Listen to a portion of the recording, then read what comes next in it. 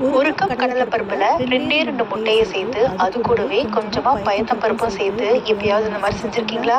இதுக்கப்புறம் இதை நீங்க அடிக்கடி செய்வீங்க. ஏன்னா அவ்வளோ டேஸ்டா இருக்கும். டெல்லியில ரொம்ப ஃபேமஸான ஒரு டிஷ்ஷும் கூட இது. புரோட்டீன் பவுடரே தேவையில்லைங்க. வாரத்துக்கு 2 நாள் இதை சாப்பிட்டா போதும். ஏன்னா இதுல அவ்வளோ புரோட்டீன் சத்து இருக்குது. என்னடா முட்டையை எப்படி சேர்த்து செய்யறோமே, பச்சை வாசனை வருமேன்ற கவலையே வேண்டாம். ஏன்னா இது செய்முறையே ரொம்ப வித்தியாசமா இருக்கும். வாங்க எப்படி செய்யறதுன்னு பார்ப்போம். அதுக்கு பதிலா ஒரு கப் அளவுக்கு கடலைப்பருப்பு, அதாவது வடை செய்வோம் பார்த்தீங்களா, அந்த பருப்பு ஒரு பவுல்ல சேர்த்து நல்லா சுத்தம் பண்ணி சேர்த்துக்கோங்க. நான் இங்க வீடியோக்காக நல்லா கழுவி காய வச்சுட்டு எடுத்திருக்கேன். இப்போ இது கூடவே 2 முட்டை சேர்த்துக்கோங்க. இப்போ இதுலேயே பயத்தம் பருப்பு ஒரு 1/4 கப் அளவுக்கு நல்லா கழுவி சுத்தம் பண்ணிட்டு அதையும் சேர்த்துக்கோங்க. சேர்த்துட்டு நல்லா ஒரு சேர கலந்து விட்டுக்கோங்க.